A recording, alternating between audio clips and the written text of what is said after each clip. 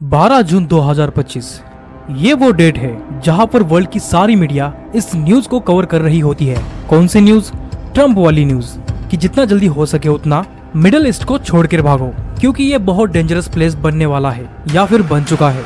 इस तरीके की हड़बड़ी यूएस सिर्फ एक ही समय में दिखाता है, जब वहाँ पर कुछ बड़ा होने वाला हो, जैसे कि इन्होंने अफगानिस्तान में किया था।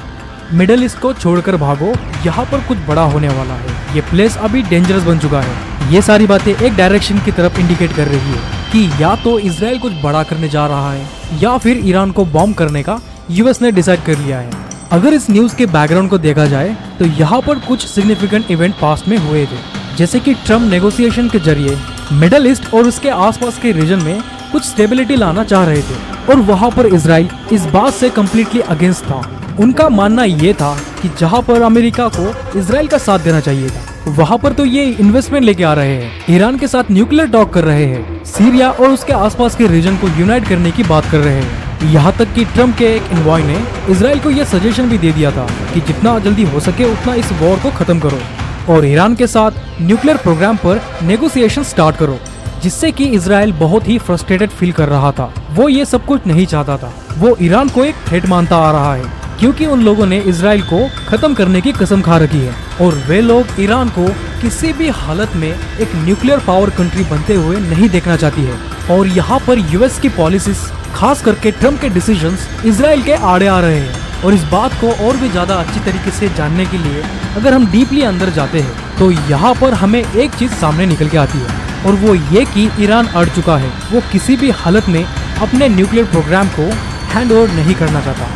अपना न्यूक्लियर प्रोग्राम जो कि ऑलमोस्ट वेपन बनाने के लिए तैयार हो चुका है, और कुछ ही देर ये लोग अपने आप को एक न्यूक्लियर पावर कंट्री डिक्लेयर कर देंगे, जो कि सीधे सीधे इजराइल के लिए खतरा बन सकता है। ईरान ने तो सीधे सीधे बोल रखा है कि जिस दिन ईरान न्यूक्लियर फैसिलिटीज हासिल कर लेगा वो दिन इजराइल का आखिरी दिन होगा। सो इन सारे सिनेरियो में मुझे ये लगता है कि इजराइल कुछ बड़ा करने जा रहा है। यूएसए के समझाने के बाद भी कुछ ऐसा करने जा रहा है जिससे मिडिल ईस्ट की हिस्ट्री ज्योग्राफी आने वाले समय में चेंज हो सकती है। और हो सकता है कि यूएसए के कई बार समझाने के बाद भी वे लोग इजराइल को इस बात पर एग्री नहीं कर पाए और ये ऑर्डर दे दिया कि जितना जल्दी हो सके उतना मिडिल ईस्ट को छोड़कर भागो, क्योंकि यहाँ पर कुछ डेंजरस होने वाला है। मेरा इसमें प्रेडिक्शन क्या है? मेरा प्रेडिक्शन ये है कि हो सकता है कि इजराइल ईरान के कुछ न्यूक्लियर फैसिलिटीज को डिस्ट्रॉय कर दे और उसे कम्प्लीटली और उनके सारे न्यूक्लियर इंफ्रास्ट्रक्चर को डिस्ट्रॉय कर दे। इसके अलावा ये भी हो सकता है कि वो इराक और सीरिया पे एक्शन ले और उसके साथ साथ कुवैत में भी कुछ बड़ा करे।